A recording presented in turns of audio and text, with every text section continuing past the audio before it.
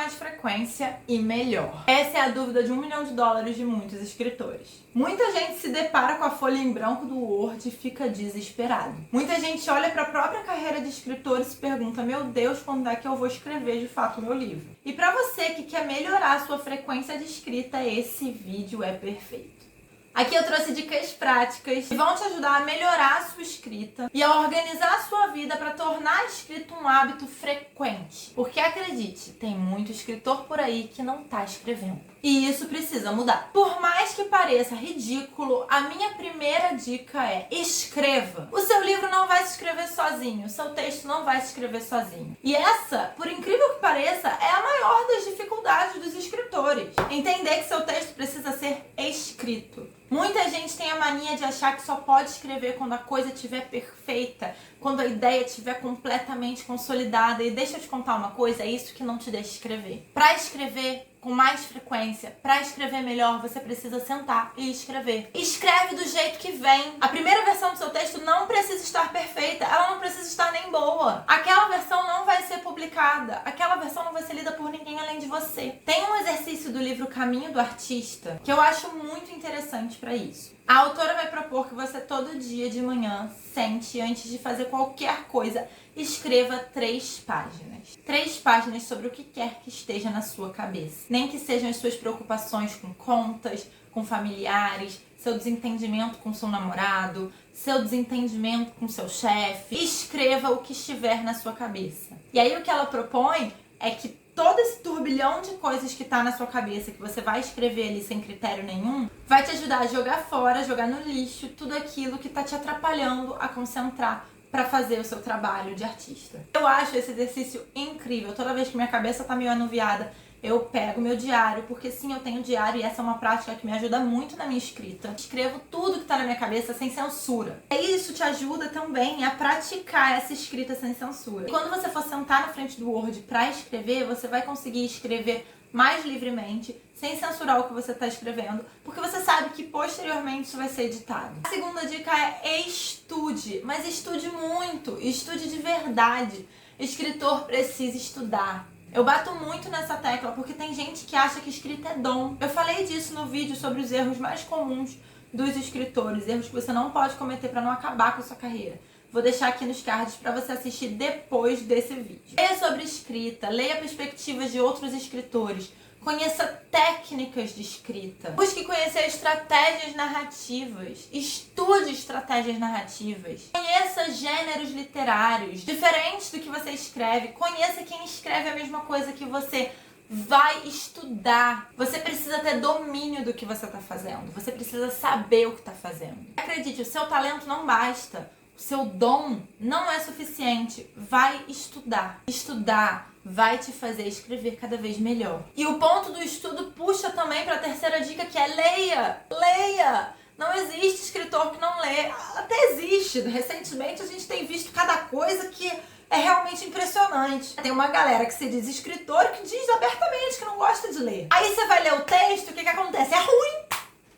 Porque a pessoa não tem critério nenhum. A pessoa não tem referência. A pessoa não sabe o que é um texto bom e o que é um texto ruim. Ela só tá ali escrevendo. Vai ler. Lê, pelo amor de Deus. É tão básico, sabe? É tão triste que a gente tenha que estar falando pros escritores de hoje em dia que a gente precisa ler pra escrever. Tipo, como é que você vai pintar sem observar pinturas? Como é que você vai dançar sem ver outra dançarina? Entende? Como é que você quer se transformar numa bailarina de elite, numa bailarina que vai ser contratada por uma companhia de dança, sem saber o que a bailarina da companhia de dança tá fazendo, sem saber o que é um balé de repertório, sem saber qual é a variação do balé que você... Entende? Não faz sentido nenhum. Então leia muito.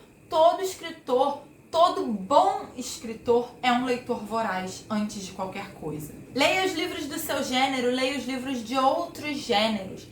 Leia tudo o que você puder, tudo o que te interessar, tudo o que não te interessar também. Leia muito, porque a leitura vai te dar perspectiva, a leitura vai te dar escopo, vai te dar referência. Minha quarta dica é: crie comunidade. Ter uma comunidade de pessoas que fazem a mesma coisa que você é fundamental. Vai te fazer sentir menos solitário, vai te ajudar a compartilhar problemas. Olha, escrever junto é verdadeiramente mais empolgante. Falar sobre os seus projetos, falar sobre as suas dificuldades, falar com seus amigos escritores sobre o seu processo de escrita é muito enriquecedor, porque você também escuta do outro o que ele faz no caso da dificuldade que você tá tendo, como é que ele trabalha. Eu acho super divertido escutar das minhas amigas escritoras como é que elas planejam as histórias que elas escrevem. Eu tenho uma amiga que planeja o livro inteiro antes de começar a escrever. Eu não consigo.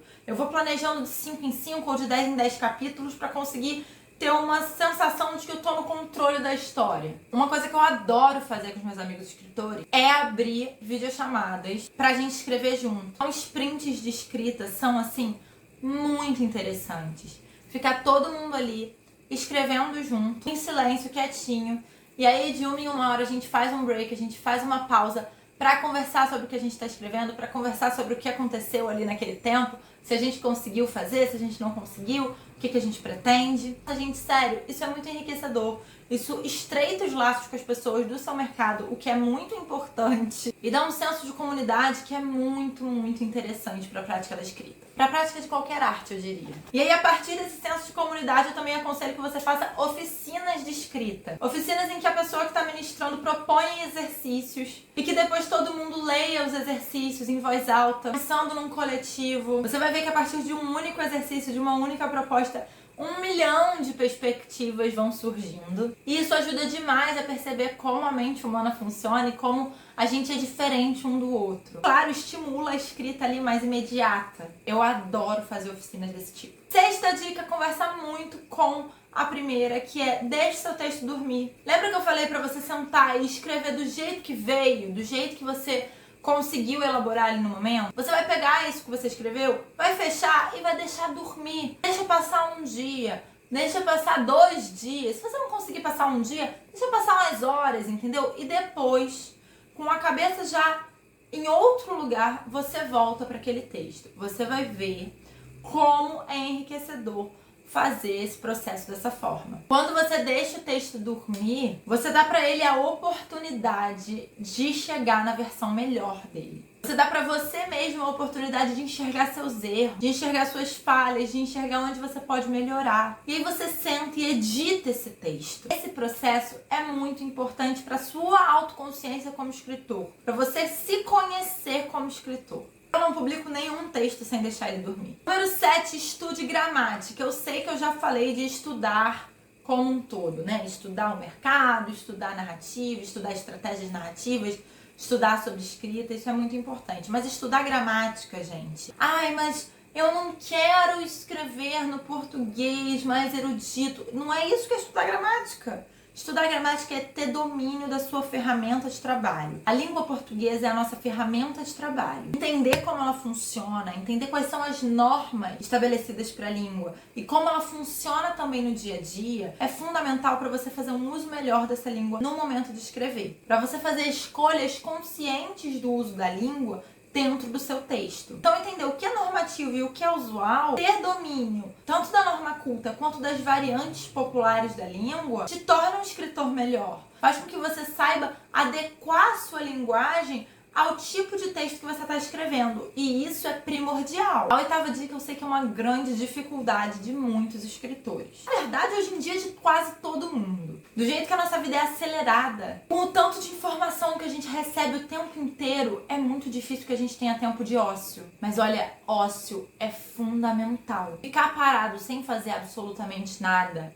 é muito importante para estimular a sua criatividade. Hoje em dia, não importa o que a gente está fazendo, a gente está sempre ou ouvindo um podcast, ou assistindo um vídeo, ou ouvindo um audiobook, ou escutando música, ou até rodando o TikTok enquanto lava a louça. Mas já parou para pensar que quando você faz isso, você não está prestando atenção em nada? Muito menos no que passa na sua cabeça. Então, tentar fazer uma coisa de cada vez pode ajudar a sua criatividade a brotar. De vez em quando, e eu sei que não dá para fazer isso sempre, mas de vez em quando, pega a louça para lavar sem escutar nada, sem assistir nada.